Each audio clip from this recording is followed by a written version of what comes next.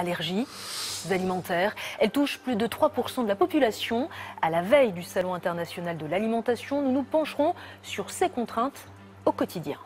Retour à l'actualité nationale avec le Salon international de l'alimentation consacré à l'industrie agroalimentaire qui ouvre ses portes demain. L'occasion de se pencher sur nos assiettes, un réflexe permanent pour tous ceux qui souffrent d'allergies alimentaires. Noémie Lambert et Luc Edrich. J'ai le droit de prendre des noix? Oui. Héloïse ne peut pas manger de tout. Elle a 13 ans et souffre d'intolérance alimentaire. Celui-là, il est bon. Et celui-là? Vérifie. Non, il y a de la carotte. Ah bah, d'accord. Pour elle et sa maman, faire les courses est devenu un vrai casse-tête. Melon, j'ai le droit. Kiwi, j'ai le droit. Tout ce qui est prune ici, ça, j'ai pas le droit. Au total, 60 aliments que son corps ne tolère plus. Une liste impressionnante qu'elle se doit de connaître sur les bouts des doigts. À la maison, la famille Collat a dû mettre en place toute une organisation.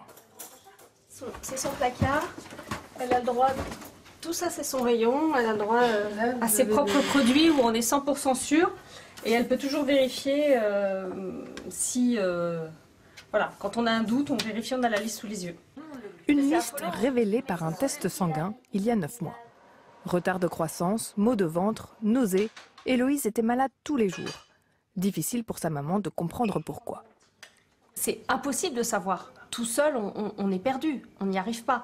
Donc ça va quand les gens ont éventuellement une ou deux allergies, mais dès qu'on tape dans des multi-allergies, il est indispensable d'avoir des tests précis, quoi.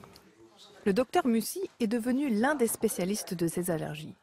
Il reçoit des patients de tous âges qui, après des années d'errance médicale, comprennent que leurs douleurs sont en fait liées à des intolérances alimentaires. En immunonutrition, on est tout à fait d'accord pour dire qu'il faut manger varié, équilibré, diversifié. Mais le de tout, pour moi, est faux, car il y a des gens qui ne supportent pas le gluten, il y a des gens qui ne supportent pas les produits laitiers, il y a des gens qui ne supportent pas certains légumes, ni les œufs. Voilà. Donc, pour moi, le nouveau paradigme de la nutrition devrait être qu'il faut manger varié, équilibré, diversifié, mais personnalisé. Un changement de régime alimentaire qui n'est pas définitif.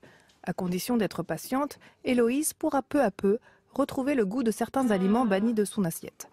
En attendant, pour la jeune fille, manger peut redevenir un plaisir.